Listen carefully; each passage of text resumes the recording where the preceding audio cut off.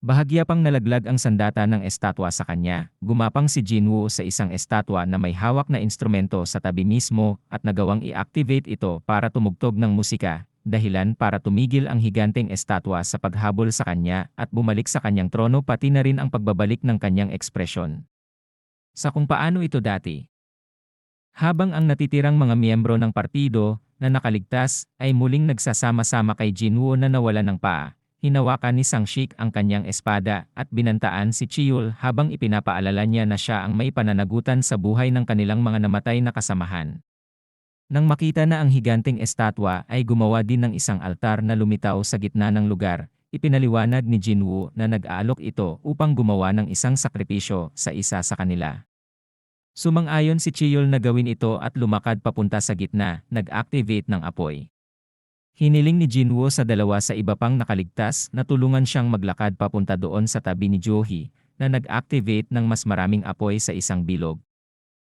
Bumalik kay Gina, ngayon ay nakikita siyang bumibisita sa kanyang walang malay na ina at ipinaalam sa kanya ang tungkol sa kanyang mga resulta sa paaralan.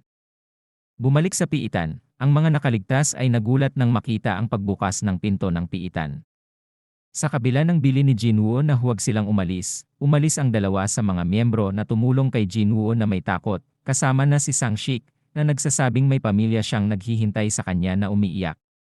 Ngayon na si Johi, Chiyol, at Jinwoo na lang ang natitira. Sinubukan ni Chiyol na manatili sa likuran, ngunit sinabi ni Johi na hindi gumagalaw ang kanyang mga paa at nalaman na iyon ay dahil sa sobrang paggamit niya ng kanyang mahika.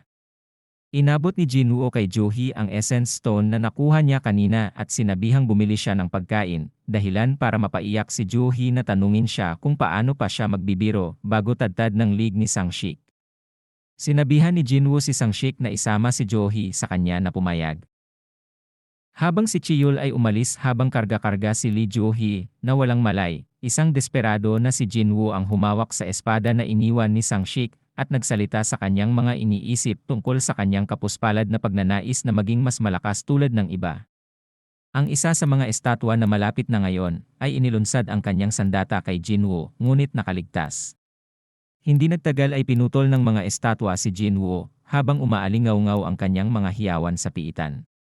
Sumandal si Jinwoo sa altar at nagtangkang sumigaw ng kung ano-ano, ngunit nasaksak siya ng sibat ng estatwa bago iniangat sa hangin at itinapon sa altar.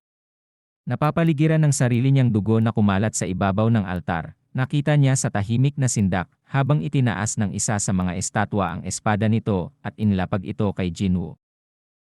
Namatay ang asul na apoy at lumitaw ang isang interface sa isip ni Jinwoo na humihiling sa kanya na tanggapin o tanggihan na maging isang manlalaro na tinatanggap ni Jinwoo.